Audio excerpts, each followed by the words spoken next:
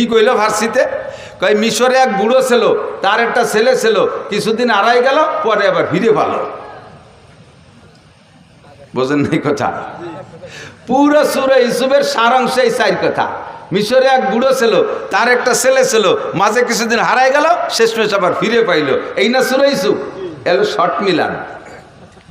আমরা দোকানপাটে বৈশা ওয়ালাম্মা তাম্মা হামলুহু ইত্যাদি কই একটা শর্ট মিলাদ পড়ি। মৌলিকভাবে নবী আলাইহিস সালাতু ওয়াস সালামের মিলাদ যদি পড়তে হয় তাহলে মাসের পর মাস লাগবে। আমার মনে হয় কমপক্ষে 30 বছর লাগবে। যদি আপনাদের মতো শ্রোতা বসে থাকেন আর আমার চাইতে ভালো কোনো মুফাসসির বসে, তাহলে 30 বছর লাগবে নবী আলাইহিস সালামের মিলাদ আর সিরাত আর আখলাক পড়তে। কারণ সিদ্দিক আয়েশা রাদিয়াল্লাহু তাআলা আনহাকে হযরত ওমর ইবনে খাত্তাব রাদিয়াল্লাহু তাআলা আনহু একবার জিজ্ঞাসা করেছেন, ইয়া উম্মুল মুমিনিন কাইফা কানা খুলুকু রাসূলুল্লাহি সাল্লাল্লাহু আলাইহি ওয়াসাল্লাম। ওমা আয়েশা, তুমি বলতে পারো নবী আলাইহিস সালামের আখলাক, চরিত্র, সিরাত, স্বভাব, জন্ম ইত্যাদি সব মিলাইয়া নবী আলাইহিস সালামের স্বভাব চরিত্র কেমন ছিল? আয়েশার কাছে ওমর জিজ্ঞেস করে। বলেন কার কাছে? কে? আয়েশার কাছে ওমর জিজ্ঞেস করে। ওমর কে আর আয়েশা কে? ওমর ইসলাম গ্রহণ করেছে আয়েশা রাদিয়াল্লাহু তাআলা আনহার জন্মের 5 বছর আগে। আয়েশার জন্মের 5 বছর আগে ওমর মুসলমান। আয়েশার বয়স টোটাল যখন 18 তখন নবী ইন্তেকাল করেছেন, আর নবী নবুয়তি পার 23 বছর পরে ইন্তেকাল করেছেন। তাহলে আয়েশার বয়স জন্মের আগে 5 বছর আগে হযরত ওমর মুসলমান। এবং হযরত ওমর কি 3rd ক্লাস বা 200-500 নম্বরের সিরিয়ালের মুসলমান, নাকি রোল নাম্বার 1-2 এর মধ্যে আছে? 1-2 এর মধ্যে না, 1 নম্বর আবু বকর, 2 নম্বরে ওমর। এবং ওমর সম্পর্কে হুজুর বলেন, লাউকানা বাদি নবিয়ান লাকানা ওমর। আমার ওমরকে আল্লাহ পাক কেমন যোগ্যতা দিয়েছে, আমার পরে যদি আল্লাহ পাক দুনিয়ায় কেউকে নবী বানানোর ইচ্ছা করতেন লাকানা ওমর, তাহলে আমার ওমরকে আল্লাহ নবী বানাইতেন। এত যোগ্য মানুষ, অর্ধপৃষ্ঠি পৃথিবীর প্রেসিডেন্ট, শরিয়াত, মারেফাত, হাকিকাত, তরিকাত কোনো কিছু ওমরের জানতে বাকি ছিল না। সেই ওমর আয়েশার কাছে জিজ্ঞেস করে, ইয়া উম্মুল মুমিনিন কাইফা কানা খুলুকু রাসূলিল্লাহি সাল্লাল্লাহু আলাইহি ওয়াসাল্লাম। ওগো মা আয়েশা, বলো তো নবী পাকের স্বভাব আর চরিত্র কেমন ছিল? সিদ্দিকা আয়েশা বলেন, হে খলিফাতুল মুসলিমিন, আপনি ইসলাম গ্রহণ করেছেন আমার জন্মের 5 বছর আগে। আমি 9 বছর বয়সে নবী পাকের ঘরে এসেছি মদিনায় আসার পরে। এই 9 বছরে নবী পাকের যা আমি জানছি তার চাইতে 1000 গুণ বেশি আপনি জানেন। নবীর সিরাত আর আখলাক সম্পর্কে আমার কাছে আপনার জিজ্ঞাসা করা এটা কেমন হবে? হযরত ওমর বলেন, আয়েশা রে, মানুষের স্বভাব দ্বিমুখী হয়। প্রায়টা মানুষের, অধিকাংশ মানুষের স্বভাব দ্বিমুখী হয়, 2 রকম হয়ে থাকে। এক শ্রেণীর মানুষ আছে বাড়ির ভিতরে যখন ঢোকে পুরুষ, কিছু পুরুষ আছে বাড়ি যখন যায় তখন একেবারে রয়্যাল বেঙ্গল টাইগার, বউতি টাকাতে সাহস পায় না, ছেলে মেয়ে ভয়তে সব সিটে ভিটে এদিক ওদিক চলে যায়, বাঘের মতো ঢোকে, আছে না? আবার বাইরে যখন যায়, চার দোকানে যায়, তো পোলা বালে থাপড়ায়, সে সময় জব দিতে পারে না। এরকম বাহাদুর আছে না? কিছু লোক আছে বাহিরে যখন যায়, বাইরের মানুষের তার দিকে তাকাইতে সাহস পায় না, বাঘের মতো চলাফেরা করে, এত গাম্ভীর্য নিয়ে। আবার বাড়ি গেলে বউতি চাপড়ায়, সে সময় ভিড়িও কথা করতে পারে না, আছে না? নাই? কিছু লোক আছে বাইরে চার দোকানে যখন বসে, কে কি খাবা খাও, কে কি খাবা খাও, মিষ্টির দোকানে যে একের পর এক ডাকি ডেকে 3000, 5000, 10,000 টাকা মিষ্টির দোকানে উড়ে ফেলে। অথচ বাড়ি আব্বা ওষুধের টাকা চালি, সে সময় তোমার আর শাল পান নাই, মাছ কিনতে গেলে টাকা থাকে না, বাড়ির বাজার ঘাটে টাকা থাকে না, এইরকম দ্বিমুখী স্বভাব থাকে। তো আয়েশা, নবী আলাইহিস সালামের বাইরের অবস্থাটা আমরা জানি, বাইরে হুজুর কেমন সেটা তো প্রশংসার শেষ নাই, বাইরেরটা জানি, কিন্তু ঘরোয়া অবস্থা কেমন এটা তোমার সাথে ভালো কেউ জানে না। তো বাইরেরটা এবং ভিতরেরটা তবু উভয়টা তুমি জানো, নবীর সাথে সফরও করেছো তুমি, বাহিরেও গিয়েছো, ভিতরেও জানো। কাজেই নবী পাকের সলিড সত্য চরিত্র যদি জানতে হয় তাহলে তোমার কাছ থেকে জানতে হবে। তুমি বলো মা কেমন ছিল? সিদ্দিকা আয়েশা বলতেছেন, ইয়া আমিরুল মুমিনিন আলা তাকরাউল কোরআন। খলিফাতুল মুসলিমিন, আপনি কোরআন শরীফ পড়েন না? কোরআন শরীফ তো পড়ি, প্রায় তো সপ্তাহে 1-2 খতম দেই, তা কোরআন শরীফ পড়ে কি হবে? সিদ্দিকা আয়েশা বলতেছেন, কানা খুলুকুল কোরআন, কানা খুলুকুল কোরআন। 30 পারা কোরআন শরীফ যা বিশ্বনবী মুহাম্মদুর রাসূলুল্লাহ সাল্লাল্লাহু আলাইহি সাল্লামের গোটা জীবনীয়তা। কাজী যদি নবীর সিরাত আর আখলাক আর জীবন বৃত্তান্ত জানতে হয়, কোরআন শরীফকে শুরু থেকে শেষ পর্যন্ত পড়লেই বোঝা যাবে যে এইটা যেন বিশ্ব নবীর জীবনী পড়তেছে। এবার কোরআন শরীফকে 30 পারা যদি ভালো করে ব্যাখ্যা করে শুনাইতে হয় তাহলে 30 বছরের কম হয় না। সুন্দর করে যদি বলতে হয়, মোটামুটিভাবে যদি বলতে হয়, আর আমার মতো ছোট মানুষের দ্বারা তা সম্ভব না। আমার নবীর সিরাত, আখলাক, মিলাদ, বিস্তারিত লম্বা চওড়া কিচ্ছা আমি একটা জায়গা থেকে আপনাদের একটু অল্প একটু বলবো, বিরক্ত হবেন নাকি? যেহেতু মাসটা চলে যাচ্ছে আর শেষ দিক চলে আসছি, নবী আলাইহিস সালাতু ওয়াস সালামের জন্মটা কেমন হলো একেবারে নবী আলাইহিস সালাম নিজেই বলেছেন, হুজুর নিজের জন্ম সম্পর্কে বলেছেন, শুধু নিজের না, 2.5-3 লক্ষ নবী রাসূল দুনিয়ায় এসেছেন, 2.5 থেকে 3 লক্ষ নবী রাসূল দুনিয়ায় এসেছেন, নির্দিষ্ট সংখ্যা কাহারও বলার কায়দা নেই। হুজুর বলেছেন কোন নবী রাসূল আদম আলাইহিস সালাম থেকে নিয়ে ওই নবী রাসূল পর্যন্ত তার পূর্বপুরুষের ভিতরে যেই সিরিয়ালে আসছে, এ পুরুষের থেকেও পুরুষ, ও পুরুষ থেকেও পুরুষ, এরকম না সিরিয়াল, একজন পুরুষও ব্যভিচার ছিল না। যেই মহিলাদের মাধ্যম দিয়ে উনি দুনিয়া আসছেন ওই নবী রাসূল, একজন মহিলা ব্যভিচারিণী ছিল না, একজন মহিলা জিনা করে নাই, একজন পুরুষও ব্যভিচার চরিত্রহীন ছিল না। অন্যভাবে কাফের থাকতে পারে, মুশরিক থাকতে পারে, বেঈমান থাকতে পারে, কিন্তু চরিত্রের এই নোংরামিটা আসে নাই। একটা পবিত্র আত্মার মাধ্যম দিয়ে সমস্ত নবী রাসূলগুলো দুনিয়া এসেছেন। তন্মধ্যে সবচাইতে নির্ভেজাল একেবারে নির্দ্বিধায় বলা যায় আমার নবী সাল্লাল্লাহু আলাইহি সাল্লাম আদম আলাইহিস সালাম থেকে নিয়ে জন্ম পর্যন্ত এই মাঝে যত সব পুরুষ চলে গেছে, একটা পুরুষও চরিত্রহীন ছিল না, একটা নারীও চরিত্রহীন ছিল না। কথা বলেন ঠিক কি ঠিক না? নবী নিজেই দাবি করেছেন, কাজে এখানে আমার আর অভিযোগের কিছু থাকে। শেষ ফিনিশিং আইসা যেই 4 জন লাস্ট পুরুষ, এই 4 জনের থেকে শুরু করি। তার আগে একটু বলা লাগে হুজুরের নূরে নবুয়তি, বলেন নূরে নবুয়তি, কথাটা একটু বুঝতে হবে। নূরে নবুয়তি, নবী কিন্তু মানুষ। নবী মানুষ না জিন? জিন না মানুষ?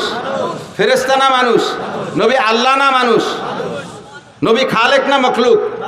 মখলুক মানে সৃষ্টি, খালেক মানে সৃষ্টিকর্তা। নবী কি সৃষ্টিকর্তা? নবী কি খালেক? নবী কি রজ্জাক? নবী আমাদের মতো মানুষ, পার্থক্য এতটুক, আমিও মানুষ, ডক্টর ইউনুসও মানুষ। এই গ্রামে ইউনুস নামের কেউ থাকতে পারে? আছে না নাই? তাহলে এই ইউনুস আর ডক্টর ইউনুস, উনার নাম ইউনুস বলে আপনি উনারে সরাইতে সেই চেয়ারে বসে দেন গে, ঠেলা কারে পায়। ওই ইউনুসটাও যাই দিয়ে বানাইছে, এই ইউনুসটাও তাই দিয়ে বানাইছে, পার্থক্য আছে ভিতরে অনেক কিছু, ঠিক না? হাসিনা নামে টুঙ্গিপাড়া বহুত মহিলা আছে না নাই? যে এই হাসিনা আর শেখ হাসিনা কি এক হাসিনা? খালেদা নামে বাংলাদেশে আরো মহিলা আছে না নাই? এই খালেদা আর ওই খালেদা কি এক খালেদা?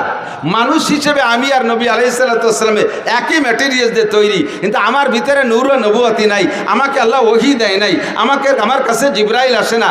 নবী পাককে আল্লাহ তাআলা এই মাটির মানুষটাকে নূরে হিদায়াত দিয়া, নূরে নবুয়ত দিয়া, নূরে কোরআন দিয়ে আল্লাহ তাআলা তাকে সারা বিশ্বের শ্রেষ্ঠ মানুষে পরিণত করেছেন। ঠিক কি ঠিক না? এই যে লাইটটা বানাইছে কি দিয়ে? কাঁচের বডি না? হতে পারে কাঁচ, নাকি ইদানিং তো প্লাস্টিক চলতেছে, কাঁচই ধরেন, খেয়াল করেন, কাঁচের বডি, ঠিক না? এখন ওর মধ্যে লাইট যাওয়ার কারণে ওইটার নাম হয়ে গেছে কি? এই যে কাঁচ দিয়ে বানানো যে রডের মতো, এটার নাম কি? কাঁচ না লাইট? কাঁচ না লাইট? টিউবলাইট না? টিউবলাইট, বোঝেন নাই কথা? টিউবলাইট না? এই লাইটটা যদি কাইটে যায়, এখন ওটার মূল বডি তো বানানো কি দিয়ে? কাঁচ দিয়ে। এখন কি আপনি আপনার ছেলেরে বলবেন যে বাজারে তো এখন লাঠি কাজ কিনে নিয়ে আয়, এখন লাঠি কাজ কিনে নিয়ে আয়, তাই বলবেন? কি বলবেন? একটা লাইট কিনে নিয়ে আয়, তাই বলবেন, ঠিক না? মূলত লাইট হলো আলো, ভিতরের টুক আলো, বডিটা কিসের? কাছের না? আমার নবীকে আল্লাহ তাআলা মাটি দিয়ে বানাইয়া গোটা আদম জাতিকে দামি বানাই ফেলাইছে। নবী পাক মাটির মানুষ, ভিতরে নূরের লাইট, হিদায়াতের নূর, নবুয়তের নূর, কোরআনের নূর ঢুকাই দিয়া তাকে নূরের নবী বানাই দিয়েছে। কন্যা সুবহানাল্লাহ, ঠিক কিনা? এই নূরের আগমন শুরু হয়েছে কোন জায়গার থেকে? শেষ জামানায় এসে হযরত ইব্রাহিম আলাইহিস সালামের ছেলে ইসমাইল থেকে শুরু হয়েছে। ইসমাইল আলাইহিস সালামের ভিতরে আল্লাহ তাআলা আমাদের নবীর আগমন উপলক্ষে এই নূরে নবুয়তিটা ফোকাস দিয়ে দিয়েছে। ইব্রাহিম আলাইহিস সালামের 2 ছেলে ইসহাক আর ইসমাইল। ইসহাক আলাইহিস সালামের বংশে বহু নবী, মুসা আলাইহিস সালাম, ঈসা আলাইহিস সালাম, দাউদ আলাইহিস সালাম, সুলাইমান আলাইহিস সালাম, তারপরে ইউসুফ আলাইহিস সালাম, এরকম হাজার হাজার নবী, লক্ষ লক্ষ নবী ইসহাক আলাইহিস সালামের বংশে জন্ম নিয়েছে। আর ইসমাইল আলাইহিস সালামের বংশে মাঝে কোনো নবী আছে কিনা তা আমার ভালো জানা নাই, তবে শেষ নবী একজনই শ্রেষ্ঠ নবী, মুহাম্মদুর রাসূলুল্লাহ সাল্লাল্লাহু আলাইহি সাল্লাম। ইসহাক আলাইহিস সালামের বংশে 2.5 লক্ষ নবীও যদি হয়, রসুলও যদি হয়, সব নবী রসুলকে এক পাল্লায় দিলে, আমার নবীকে আরেক পাল্লায় দিলে কোন পাল্লা ভারী হবে? ভয় পাচ্ছেন? কোন নবীরে খাটো করছি না, নবীরা তো অনেক উপরের। তারপরে আল্লাহ তাআলা যদি আমাদের নবীকে দামি বানাইছে, বা দেখো দা বুজুর্গ তুই কিসসা মুক্তাসার, আল্লাহর পরে এই জগতের সবচাইতে দামি আমাদের নবী মুহাম্মদুর রাসূলুল্লাহ সাল্লাল্লাহু আলাইহি ওয়াসাল্লাম। কথা বলুন ঠিক কি ঠিক না? ইসমাইল আলাইহিস সালামের বংশে জন্ম নিয়েছে আমাদের নবী। আস্তে আস্তে আস্তে আস্তে ইসমাইল আলাইহিস সালাম থেকে নিয়ে প্রায় 30 পুরুষ পরে আইসা হুজুরের আব্বাজি আব্দুল্লাহ রাদিয়াল্লাহু তাআলা আনহু, হুজুরের তাওই দাদার বাপের নাম কি? দাদার বাপরে কি কয় আমাদের দেশে? তাওই। তাওই কয় না, দাদার বাপ তাওই বাপ, বুড়ো বাবা কয়। দাদির মারে বুড়ো মা, নানির মারে বুড়ো মা অথবা মাওই। তো হুজুরের আব্বা আব্দুল্লাহ, হুজুরের দাদার নাম হুজুর, তো হুজুরের আব্বা আব্দুল্লাহ, হুজুরের দাদার নাম আব্দুল মুত্তালিব বলে জানি। আর আব্দুল মুত্তালিবের বাপের নাম হাশেম। নাম কি?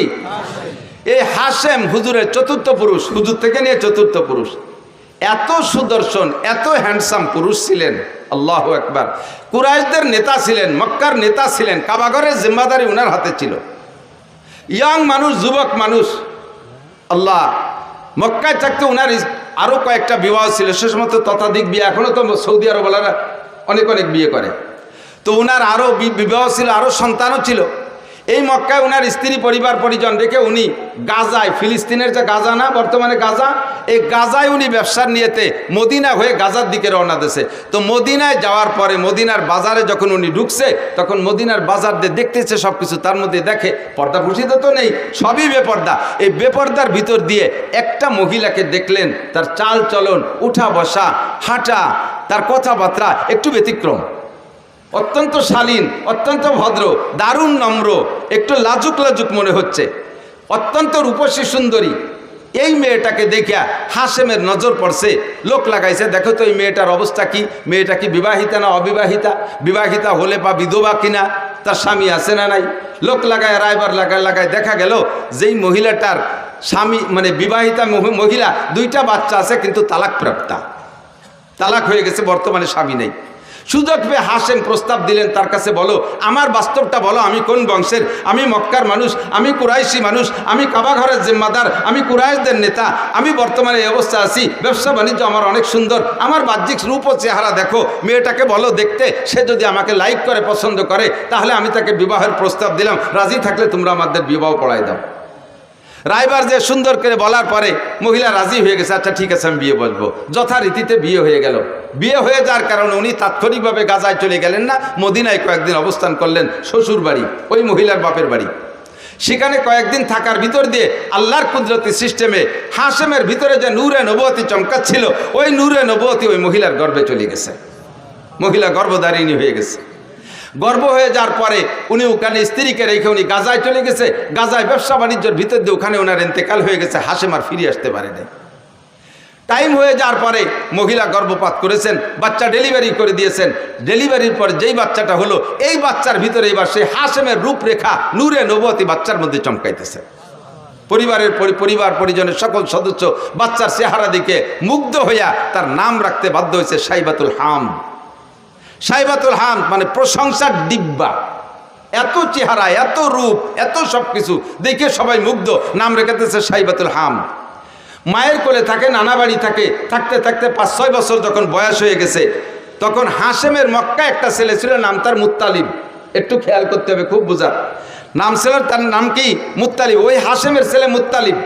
মুত্তালিব খবর পাইছে আমার আব্বা মদিনায় একটা বিয়ে করছেন, সেই ঘরে আমার একটা ভাই জন্ম হয়েছে। আমার আব্বা তো গাজায় গিয়ে মারা গেছে, আমার বিধবা মায়ের কাছ থেকে দেখে আমার ভাইটাকে আনা যায় নাকি। মুত্তালিব চলে গেছে মদিনায়। যাইয়ে খবর নিয়ে খুঁজে পেয়ে গেছেন। পাওয়ার পরে বললেন যে মা, আমার ভাইকে আমার কাছে দিয়ে দেন, আপনি কষ্ট করবেন কেন, আমাদের সন্তান আমরা নিয়ে যাই। অনুমতি দিলেন, নিয়ে চলে আসলেন। উটের পিঠি বসাইয়া মক্কা থেকে মদিনা থেকে মক্কা 450 কিলোমিটার, 450 কিলোমিটার 7-8 দিন পর্যন্ত উটের পিঠে বসে আনতে আনতে আনতে যখন মক্কায় ঢুকছে, পিছনে ছোট বাচ্চা একেবারে ধুলায় ধূসারিত হয়ে গেছে, কাপড় চোপড় ময়লা হয়ে গেছে, গুলামের মতো দেখা যাচ্ছে। যখন মক্কায় ঢুকছে, মক্কিরা জিজ্ঞেস করছে, মুত্তালিব, তোমার পিছে কে বসা? ওনার পিছে কে বসা? মুত্তালিবের ভাই, মুত্তালিবের ভাই এখন যদি বলে পিছনে আমার ভাই বসা, তাহলে ওনার ইজ্জত যায়। যে গুলামের মতো একটা ময়লা নোংরা সিরা কাপড় পরা পোলা, সে ওনার ভাই, এই বলে ওনার ইজ্জত যাবে বিদায় উনি ভাই বলে পরিচয় না দিয়ে কয় হাজা আব্দি, এটা আমার গুলাম। তো গুলামের মালিক মুত্তালিব, মুত্তালিব হলেন মালিক, আর এইটা হলো সাইবাতুল হামদ হলো গুলাম। আরবিতেই দুই শব্দের মিলে কয় আব্দুল মুত্তালিব, মানে মুত্তালিবের গুলাম। আসল নাম হলো সাইবাতুল হামদ। সাইবাতুল হামদ হলো হুজুরের দাদা। তো এখন মুত্তালিব পরিচয় দিচ্ছে, এটা আব্দুল মুত্তালিব আমার গুলাম। এরপরে বাসায় নিয়ে ধুয়ে মুছে পরিষ্কার করে কাপড় চোপড় নতুন করে পড়াইয়া তার নামে তারে পরিচিত করে দিতে চেষ্টা করতেছেন। কিন্তু আর কোনোদিনও মানুষ তাকে সাইবাতুল হামদ বলে ডাকে না, তারা আব্দুল মুত্তালিবকেই ডাকে। এই আব্দুল মুত্তালিব ধীরে ধীরে ধীরে ধীরে বড় হইলে মুত্তালিবের স্থানে, হাশেমের স্থানে চাবি ছিল মুত্তালিবের কাছে, মুত্তালিবের স্থানে এবার চাবি পেয়ে গেছে এই সাইবাতুল হামদ আব্দুল মুত্তালিব। কাবাগরের চাবি ওনার হাতে, মক্কার নেতৃত্ব ওনার হাতে, দেখতে সেরকম সুঠম বডির অধিকারী, নুরানি চেহারা তার ভিতরে, নবুয়তি চেহারা তার ভিতরে ফোকাস মারতেছে। এই সাইবাতুল হামদ আব্দুল মুত্তালিব এবার বিবাহ করছেন। বিবাহ করার পরে একটা সন্তান হয়েছে হারেস। নাম কি? হারেস। আব্দুল মুত্তালিবের প্রথম সন্তানের নাম হারেস। এই ছেলেটা বড় হয়ে উঠছে, মাঝে আর তেমন কোনো সন্তানাদি নেই। তো এই একটা হারেসকে নিয়ে আব্দুল মুত্তালিব কিতাবাদি পড়ে সন্ধান পাইছে যে কাবাগরের পাশে হযরত ইসমাইল আলাইহিস সালামের পায়ের ধাক্কায় জমজম কূপ হয়েছিল। কালের আবর্তে এই জমজম কূপ বন্ধ হয়ে গেছে। দেখি জমজম কূপ কোথায়, সব কিছু ম্যাপ মানচিত্র মাপিয়ে জমজম কূপের স্থানটা নির্ণয় করে হারেসকে নিয়ে দুই বাপ বেটা গেছে সেই জমজম কূপ খনন করতে। তার উপরে অনেক পাথর চাপা পড়ে আছে। দুই বাপ বেটা পাথর সরাইয়া জমজম কূপকে আবিষ্কার করবে, বের করবে, এটা খুব কঠিন ব্যাপার। 2 দিন 3 দিন পর্যন্ত খোঁজার পরে জমজম কূপ বের করতে পারে নাই। একটা সন্তান, তো আমাদের দেশে সুখী সন্তান, এক সন্তানের আব্বা বহুত আছেন না? ছেলে হোক মেয়ে হোক কয়টা? একটা অথবা 1.5টা অথবা 2টা। 1.5টা মানে ঠ্যাং একখান নাই, হাত একখান নাই, আজকন পঙ্গু হয়েছে, আর একটা পুরো। সুখী সংসার এবার আমরা অত্যন্ত খুশি। একটা ছেলে একটা মেয়ে, জায়গা জমি বহুত কিছু আছে, ব্যবসা বাণিজ্য আছে, বড় আনন্দিত। তবে এক সন্তানের বাপ হওয়া অতটা সুখের বিষয় না। সময় সময় এক সন্তানের বাপ মহা বিপদেও পড়ে যায়। কথা কন না কেন? যেই বিপদে পড়ে আব্দুল মুত্তালিব আল্লাহর কাছে মান্নত মানছে। আমাদের দেশের বিপদ কি? আপনার পাশের বাড়িওয়ালা যদি থাকে, পাশের বাড়ি আপনার এক স্বাস্থ্য বাড়ি যদি 7টা ছেলে হয়, 7 ছেলের বাপ, তাহলে যেই বাপের 7টা ছেলে একবারে ঝাঁকা মারিয়ে তাগড়া জুয়ন হয়ে ওঠে, 80 বছরে বাপেরও ফিরে যৌবন ফিরে আসে ছেলেদের শক্তির সাথে সাথে। এরা 8 বাপ বেটা লাইঠেল। আর আপনারা সুখী সংসার 2 বাপ বেটা, সুখী সংসার 2 বাপ বেটা, আর ছেলে মেয়ে নেন নাই।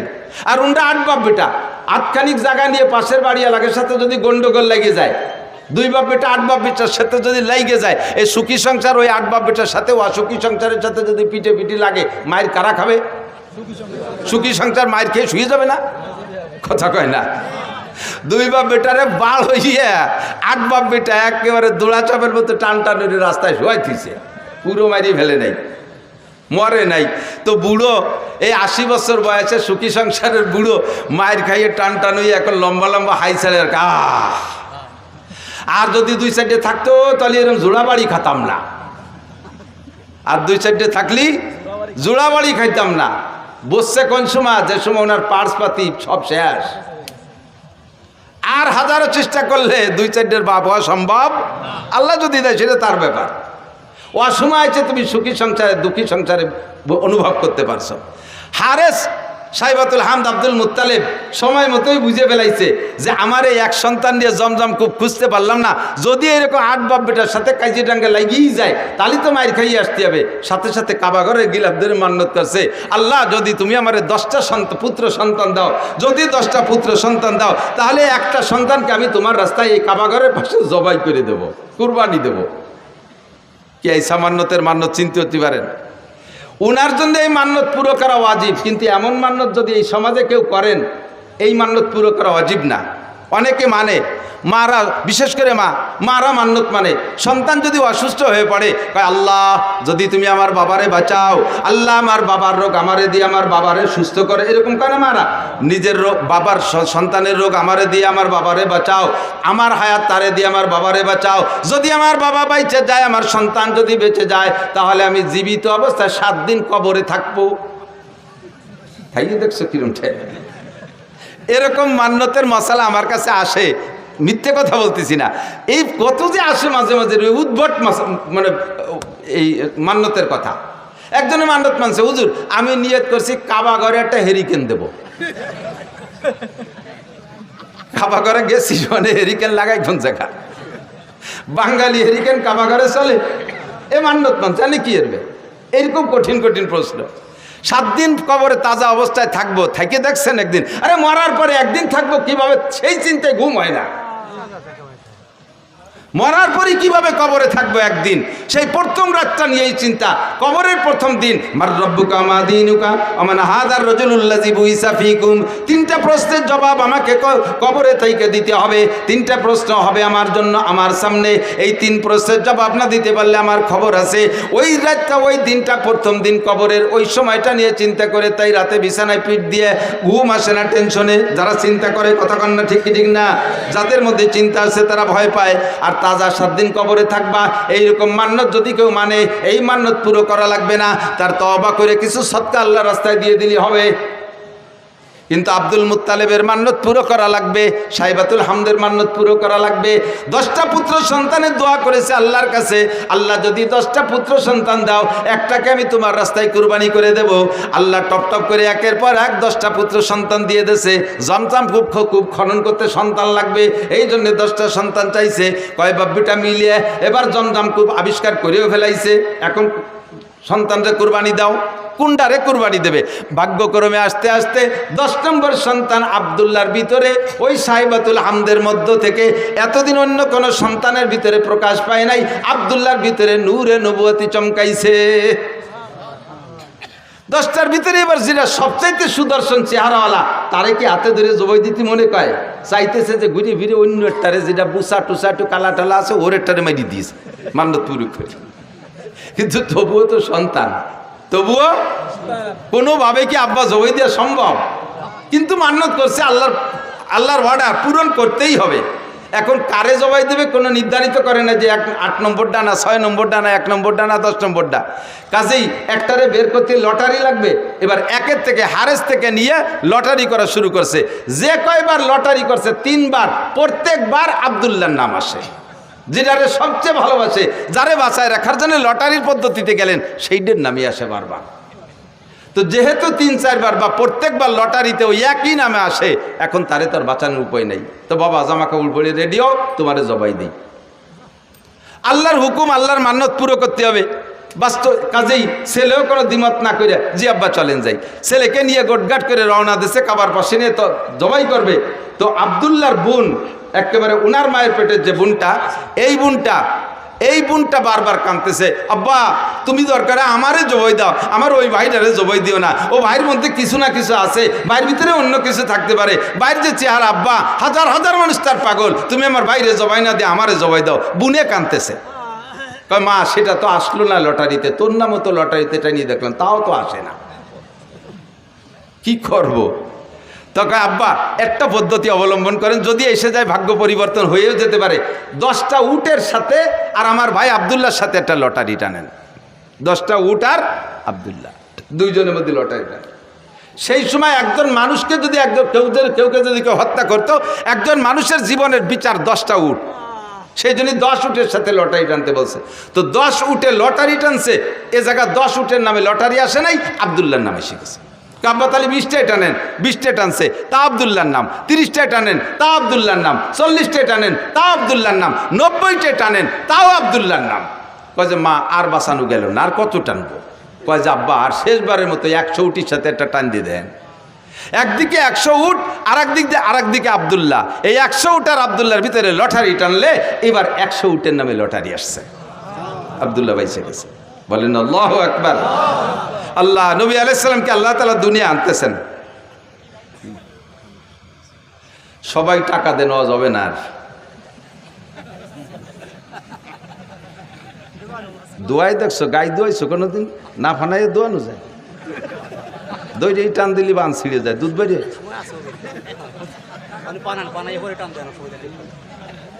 আল্লাহ একটু মিলাদ পড়ি নিয়ে মানুষ কয় যে কওমি হুজুরা মিলাদ পড়ে না, তাই মিলাদ পড়া শুরু হচ্ছে, তার মধ্যে এসে বাবা ঠেলি দিয়েছে না বাবা। আর অল্প একটু ভরিয়ে তারপরে জায়গায় চলে যাবেন ইনশাআল্লাহ।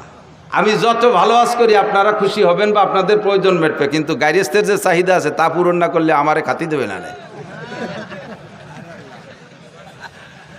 আল্লাহ কষ্ট নিয়েন না। তো আব্দুল্লাহর জন্ম, আল্লাহ আব্দুল্লাহ বেঁচে গেলেন 100 উটের বিনিময়। সেই থেকে বিচার হলো দিয়াত কয় রে, দিয়াত কয় হদ দিয়াত। একজন মানুষকে মানুষ মারি ফেললে তার বিচার, তার যদি যান বাঁচাইতে হয় তাহলে 100 উট দিতে হবে, 100 উট বা সমমূল্য টাকা দিতে হবে। তাহলে একজন মানুষের হত্যার বিচার এই উটের সম্পদে অর্থের মাধ্যমে মীমাংসা হয়ে যাবে। সেই থেকে 100 উট জারি হয়ে গেছে। কোরআনের বিচারে এখনও তাই, সে বিচার হুজুরও জারি রাখছে যে একজন মানুষের হত্যার বিচার হবে 100 উট। তো খাজা আব্দুল্লাহ বেঁচে গেলেন। এবার আব্দুল্লাহর ভিতরে নূরে নবুয়তি চমকাইতেছে। যেদিকে যায় সেদিকে মানুষ আব্দুল্লাহর দিকে তাকায় থাকে, যেদিকে যায় সেদিকে নারীর আব্দুল্লাহর দিকে তাকায় থাকে। এবার এই করতে করতে ধীরে ধীরে আব্দুল্লাহর বয়স হয়ে গেছে, বিয়ের বয়স হয়ে গেছে। আব্দুল্লাহকে বিয়ে দেওয়ার জন্য আব্দুল্লাহর বাপ আরও সবাই মিলে চেষ্টা করতেছে, মাইয়ে খুঁজতেছে। খুঁজতে খুঁজতে আব্দে মুনাফের একটা মেয়েটা বড় রূপসী, মেয়েটির নাম আমেনা, মেয়েটির নাম আমেনা। এই রায়বারের মাধ্যমে ঘটকালি করে সেই বাড়ি বিবাহের উদ্দেশ্যে আব্দুল্লাহকে নিয়ে চলতেছে। পথিমধ্যে এক এহুদি মহিলা এই আব্দুল্লাহকে দেখা সকলের ভিতরে থেকে ডেকে একটু এদিকে আনছে, ভাই একটু এদিকে আসবেন, ডেকে নিয়ে গেছে। ভাই আপনাকে 100 উট দেবো, আপনি আমার সাথে একটু জীবন দেবেন, আমাকে আপনার বডিটা দেবেন, আপনার দেহটা আমাকে দেবেন 100 উটের বিনিময়ে, রাজি আছেন? আব্দুল্লাহ বলতেছে, সাবধান, আর কখনো ফার্দার এমন চরিত্র নষ্ট হওয়ার কথা বলবা না। আমি জীবনে কোনোদিন আমার চরিত্রে একটা তিল পরিমাণ দাগ লাগাইতে দেই নেই, আমার পূর্বপুরুষের ভিতরে এই বদনাম নাই, আর তুমি এমন নোংরা প্রস্তাব দিচ্ছ আমাকে। ধমক দেশে মহিলা ভয়তে কথা বলে নাই, কিন্তু মহিলার উদ্দেশ্য খারাপ ছিল না, তার উদ্দেশ্য অন্যভাবে ছিল ভালো। এবার আব্দুল্লাহ চলে গেছেন বিবাহের অনুষ্ঠানে, শ্বশুর বাড়ি চলে গেছে, বিয়ে হয়ে গেছে। আমেনাকে নিয়ে 3টি রাত সেখানে রাত যাপন করে তারপরে যখন ফিরে আসতেছে ওই ইহুদি মহিলার বাড়ির কাছে আসলে, এবার ইহুদি মহিলা আবারও আব্দুল্লাহকে ডেকে বলছে, ও ভাই এদিকে আসো, তুমি কোথায় গেছিলে? অমুক জায়গায় গেছিলাম। কি কারণে? বিয়ে করতে গেছিলাম। বিয়ে করছেন? বলে জি করছি। স্ত্রীর সাথে রাত যাপন করেছেন? বলে জি তা করেছি। সব আপনার চেহারায় ফুটে উঠতেছে, যেই নূর নিয়ে আপনি এখান দিয়ে গিয়েছিলেন সেই নূর আর এখন এদিকে আসে নাই, আপনার সেই চেহারা নাই, আপনার সেই নূরানি চেহারা কোনো না কোনো নারীর গর্ভের ভিতরে রয়ে গেছে। যেই গর্বের ভিতরে রয়ে গেছে সেই গর্বের সন্তানটা মুহাম্মদুর রাসূলুল্লাহ সাল্লাল্লাহু আলাইহি ওয়াসাল্লাম, নবী পাকের মিলাদ। এরপরে মহিলা বলতেছে, আল্লাহে আমি আপনার সাথে চরিত্র নষ্ট করার কোনো প্রস্তাব দিয়েছিলাম না, আমি 100 উটের জন্য দিতে চেয়েছিলাম। আপনার ভিতরে আখিরি নবী মুহাম্মদুর রাসূলুল্লাহ সাল্লাল্লাহু আলাইহি ওয়াসাল্লামের নমুনা আমি দেখতেছিলাম। আমার মনে আশা ছিল যে সেই নূরটা আমার গর্বে আসতো, আপনি যদি আমার সাথে বিবাহে রাজি হতেন তাহলে আমার দেন মোহরের দাবি ছেড়ে দিয়ে আপনাকে আমি 100 উট দিতাম ওই নূরটা আমার পেটে নেওয়ার জন্য। যেহেতু এখন অন্য জায়গায় চলে গেছে, এখন আপনাকে আমি একটি পয়সার বিনিময়েও আপনাকে আমি বিয়ে করতে রাজি না। আব্দুল্লাহ থেকে চলে গেছে আমেনার গর্ভে। সময় পুরি গেল, নবী আলাইহিস সালাতু ওয়াস সালামের জন্ম হবে। এই জন্মের কিছুদিন আগে হুজুরের আব্বাজি ব্যবসায় যে সেখানে ইন্তেকাল করেছেন। হুজুরের আব্বা আর আসেন নাই, মদিনার পথে ইন্তেকাল করেছেন। এরপরে নবী আলাইহিস সালামের জন্ম হলো। নবী আলাইহিস সালামের জন্ম যখন হয়, কেসরার সিংহাসনে পাথর লাগানো ছিল, যেই পাথরকে তারা পুজো করত, যেই পাথরকে শ্রদ্ধা করত, পাথর থেকে লাইট চমকাইতো। নবী আলাইহিস সালাতু ওয়াস সালামের জন্মের সাথে সাথে আরশে আজিমের মালিকের কুদরতি সিস্টেমে ওখান থেকে 14 খান পাথর খসে পড়ে গেছে। শিখা চিরন্তন নামে একটা আগুন জ্বালাইতে 1000 বছর পর্যন্ত, নবী আলাইহিস সালামের জন্মের সাথে সাথে এই 1000 বছরের যে শিখা চিরন্তন যাকে অমুসলমানরা পূজা করত, ধম করে সঙ্গে সঙ্গে নিভে গেছে। আল্লাহু আকবার। আমার নবীর জন্ম হলো দুনিয়ায়, আসমান জমিন সব সুরভিত হলো, ফেরেশতারা নারায় তাকবীর দিচ্ছে, জিন্দা যারা টের পাইছে তারা সন্তুষ্ট খুশি হচ্ছে। এভাবে বিভিন্নভাবে নবী আলাইহিস সালাতু ওয়াস সালামের যে ভবিষ্যৎ উজ্জ্বল হবে এটা অনেকেই টের পাচ্ছে, বিশেষ করে ইহুদি আর নাসারারা। লম্বা কিসসা সবটুক বলা যাবে না। নবীর জন্ম হয়ে গেল। নবী আলাইহিস সালাম মায়ের গর্ভে যতদিন ছিলেন, আরে ভাই খেয়াল করেন, মায়ের গর্ভে থাকলে বাচ্চা মাতৃ গর্ভে থাকা অবস্থায় মায়ের একটু বিরক্ত লাগে না? নবী আলাইহিস সালামের মা কখনো বিরক্ত বোধ করেন নাই। এবং জন্মের পরে, জন্মের সময় সব নারীদের রক্তক্ষরণ হয়। আমার নবীর জন্মের পরে নবীর মায়ের পেট থেকে কোনো রক্তক্ষরণ হয় না, কোনো নিফাসের রক্ত হয় নাই। বাচ্চাকে মায়ের পেট থেকে নাড়ি কেটে পৃথক করা লাগে, নবী আলাইহিস সালাম নাড়ি কাটা অবস্থায় জন্ম নিয়েছেন। বাচ্চারা একটু বড় হওয়ার পরে 6-7 বছরের ভিতরে খাতনা করাইতে হয়। কয় বছরের ভিতরে? 6 থেকে 7 বছরের মধ্যে খাতনা। আসলে বয়স কোনো লিমিটেড না, নিয়ম হলো পুত্র সন্তানদেরকে আমাদের মুসলমানদের সুন্নত হলো খাতনা করানো, ইব্রাহিম আলাইহিস সালামের সুন্নত। তা খাতনা করাইতে কোন বয়সে? মানুষের সামনে বাচ্চাটার প্যান্ট খুলতে গেলে, পরনের কাপড় খুলতে গেলে যখন লজ্জাবোধ করে, তার সেই লজ্জার টাইমের ভিতরে তার খাতনা করাই দিতে হয়। তো লজ্জা বোঝে কোন সময়? 2-3 বছরের লজ্জা বোঝে, 3-4 বছরের লজ্জা বোঝে, 5 থেকে 6-7 ভিতরে সে লজ্জা বোঝে। মানুষের সামনে এবার প্যান্ট খুলতে গেলে, আমার ছেলেরে নিয়ে গেছে নদীর ঘাটে গোসল করতে, যে বললাম আব্বু তোমার শুকনো প্যান্টটা খুলিয়ে গোসল করো, সে সময় তার 6-7 বছর বয়স। ওরে আমি খোলার জন্য চেষ্টা, তুমি চিবিয়ে দূরে দাও, না আমি বলবো না, আঞ্চির মধ্যে ন্যাংটা হবো না। বুঝলাম তোর মুসলমানি দেওয়ার বয়স হয়েছে, এই বয়সের মধ্যে মুসলমানি দিতে হয়। যদি মশালা এইটাই হয় যে মানুষের সামনে শরমগা বের করতে যখন লজ্জা পায়, ওই সময় তারে খতনা দিয়ে দিতে হয়, তাহলে আমাদের দেশের বর্তমান ছেলেদেরকে 20-22 বছরও মুসলমানি দেওয়া যায় না। কারণ 5-7 জন গোল হয়ে দাঁড়াইয়ে সেন্টারে দাঁড়ায় পেশাব করে, একে অপরের শরমগা দেখে একটুও লজ্জা পায় না। রাস্তার পাশে দাঁড়াইয়ে চেনটানি দিয়ে আশাইল বাগান ভিজে দিচ্ছে, সেচ দিয়ে দিচ্ছে, একটুও লজ্জা পায় না। কাজেই তাদের আর মুসলমানের বয়স এখনো পর্যন্ত হয় না, তাই নাকি? আমার নবীকে কোন দুনিয়ার মানুষের সামনে তার শরমগা খুলবে না, বিদায় আল্লাহ তাআলা তাকে জন্ম থেকেই এটা হেফাজত করেছে। জন্মসূত্রে নবী খাতনা করা অবস্থায় জন্ম নিয়েছেন। যদি কেউ জন্মসূত্রে কোনো বাচ্চা খাতনা অবস্থায় জন্ম নেয়, আমাকে দেশে পিরির সুন্নত হয়েছে। কোনো পিরির কোনো সুন্নত আছে? এটা কার সুন্নাত? নবীর সুন্নাত। নবী এইভাবে জন্ম নিয়েছিলেন, তোমার বাচ্চাটা সেভাবে জন্ম নিয়েছে, এটা বড় ভাগ্যবান সন্তান হতে পারে। একটু শুকর আদায় করি আলহামদুলিল্লাহ, আল্লাহু আকবার। এরপরে ধীরে ধীরে নবী বড় হইলেন।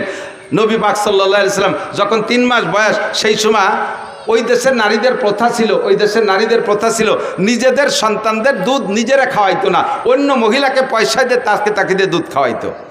তো হুজুরের আব্বা নেই, হুজুরের গার্জিয়ান হুজুরের দাদা সাইবাতুল হামদ আব্দুল মুত্তালিব, হুজুরের চাচা খাজা আবু তালেব ইসের থেকে তায়েব থেকে, কবিলায় বনি সাদ থেকে, তায়েব থেকে এবছর গিয়েছি আলহামদুলিল্লাহ। হজের পরে উমরায় গিয়েছিলাম, আগে পরে কখনো যাইতে সুযোগ পাইনি। কবিলায় বনি সাদ হালিমা সাদিয়ার বাড়ি দেখতে গেছিলাম। ঘরবাড়ি নাই সে জায়গা, কিছু পাথর দিয়ে একটু নমুনা বানায় রাখছে যে এখানে হালিমা সাদিয়ার বাড়ি ছিল। ওর পাশেই কবিলায় বনি সাদ আছে, যেই বংশের মেয়ে উনি। তো দুর্বল গরিব মানুষ, একটা দুর্বল উট নিয়ে গেছে, হাঁটতে পারে নাই, উটেরও স্তন শুকোয় গেছে, উটের বাচ্চাও তার মায়ের দুধ পায় না। আর হালিমা সাদিও না খাওয়ার কারণে নিজের স্তন শুকোয় গেছে, ওনার একটা বাচ্চা আব্দুল্লাহ, সেও দুধ পায় না। এমতো অবস্থায় গেছে মদিনা মক্কায়, একটা বাচ্চাকে কিনে এনে কিছু পয়সার বিনিময়ে তার একটু দুধ খাওয়াবে। হালিমার এই শারীরিক অবস্থা দেখা কোনো পয়সাওয়ালার বা ধনী মানুষ যারা, তারা কেউ নারে বাচ্চা দেয়নি, কেউ নাকে বাচ্চা দেয়নি, একেবারে খালি হাত। অন্যরা সবাই ধনী গণী দেখে দেখে নিয়ে গেছে। আল্লাহু আকবার।